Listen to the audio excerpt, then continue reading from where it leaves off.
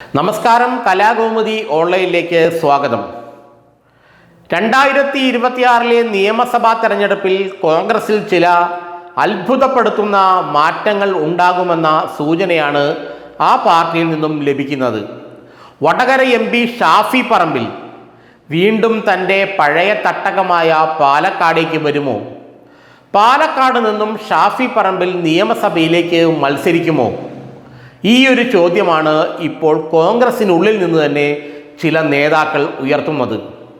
ഷാഫി പറമ്പിലിന് പാലക്കാട്ടേക്ക് തിരിച്ചു വരാൻ താല്പര്യമുണ്ടെന്നും പാർലമെന്റിൽ തുടരാൻ വലിയ താല്പര്യമില്ല എന്നുള്ള സൂചനകൾ ചില കോൺഗ്രസ് നേതാക്കൾ പുറത്തുവിടുന്നുണ്ട്. ഇപ്പോഴത്തെ MLA രാഹുൽ മാങ്കൂട്ടം മറ്റേതെങ്കിലും സീറ്റുകളിലേക്ക് മാറുമെന്ന സൂചനയും ലഭിക്കുന്നുണ്ട്. അത് പത്തനംതിട്ട എവിടെയെങ്കിലുമുള്ള സീറ്റുകളിലേക്കായിരിക്കാം. കാരണം രാഹുൽ പത്തനംതിട്ടക്കാരനാണ്. അതുകൊണ്ട് അങ്ങോട്ടെങ്കിലും ഒരു സീറ്റുകളിലേക്ക് മാറാം എന്നുള്ള സൂചനയാണ് ഇപ്പോൾ ലഭിക്കുന്നത്. പക്ഷേ പത്തനംതിട്ടയിലേക്ക് അല്ലെങ്കിൽ ആറന്മുള മണ്ഡലത്തിലേക്ക് രാഹുലിനെ അടുപ്പിക്കില്ല എന്ന് അവിടുത്തെ കോൺഗ്രസ്സുകാർ പ്രതിജ്ഞ എടുത്തു കഴിയുകയും ചെയ്തു.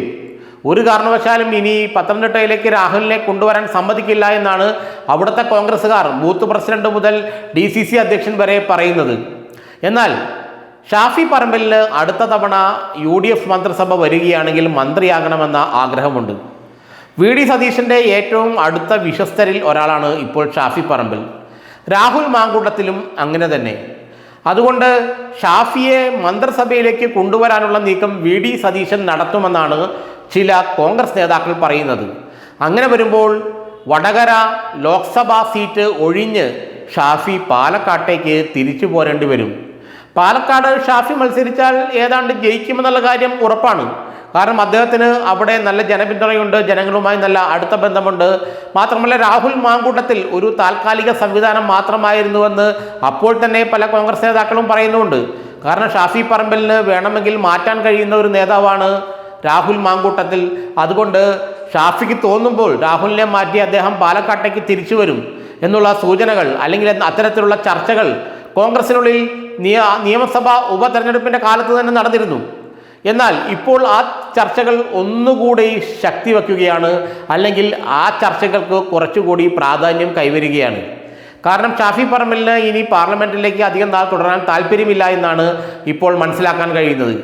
കാരണം ഈ 2029 ലോക്സഭാ തെരഞ്ഞെടുപ്പിൽ അവിടെ നിന്ന് ഷാഫി ജയിക്കുമോ, ജയിച്ചാൽ തന്നെ എന്തായിരിക്കും ഡൽഹിയിലെ അവസ്ഥ, ഇതിനെക്കുറിച്ചെല്ലാം വലിയ ചിന്താക്കുഴപ്പം ഇപ്പോഴും കോൺഗ്രസിനുണ്ട്. അതുകൊണ്ട് താരതമ്യേന സുരക്ഷിതമായ പാലക്കാട്ടേക്ക് തിരിച്ചു വരാനാണ് ഷാഫി ആഗ്രഹിക്കുന്നതെന്നും ഷാഫിയെ അതിന് ചില ആളുകൾ പ്രേരിപ്പിക്കുന്നുണ്ടെന്നുമാണ് ഇപ്പോൾ കോൺഗ്രസിൽ നിന്നും മനസ്സിലാക്കാൻ കഴിയുന്നത്. രാഹുൽ മാങ്കൂട്ടത്തിൻ്റെ സുരക്ഷിതമായ ഏതെങ്കിലും ഒരു നിയമസഭാ സീറ്റോ അല്ലെങ്കിൽ വടകരയിൽ നിന്ന് പാർലമെന്റിലേക്ക് മത്സരിക്കുകയോ അല്ലെങ്കിൽ രാജ്യസഭാ സീറ്റോ ഏതെങ്കിലും ഒന്ന് നൽകി പ്രശ്നം പരിഹരിച്ചുകൊണ്ട് ഷാഫിക്ക് പാലക്കാട്ടേക്ക് തിരിച്ചു വരാനുള്ള കളമൊരുക്കുക എന്നുള്ളൊരു ചില നീക്കങ്ങൾ കോൺഗ്രസിനുള്ളിൽ ശക്തിയായി തന്നെ നടന്നു വരുന്നു എന്നാണ് ഇപ്പോൾ മനസ്സിലാക്കാൻ കഴിയുന്നത്. എന്നാൽ ഇതിനെക്കുറിച്ചുള്ള മറ്റു ചർച്ചകളൊന്നും കോൺഗ്രസ് നേതാക്കന്മാർ പുറത്തുവിട്ടിട്ടില്ല. ചർച്ചകൾ ഉണ്ട് എന്ന് അവരിൽ ചിലർ സൂചന നൽകുന്നതല്ലാതെ ബാക്കി കാര്യങ്ങൾക്കൊന്നും മാധ്യമപ്രവർത്തകർക്ക് ലഭിച്ചിട്ടില്ല.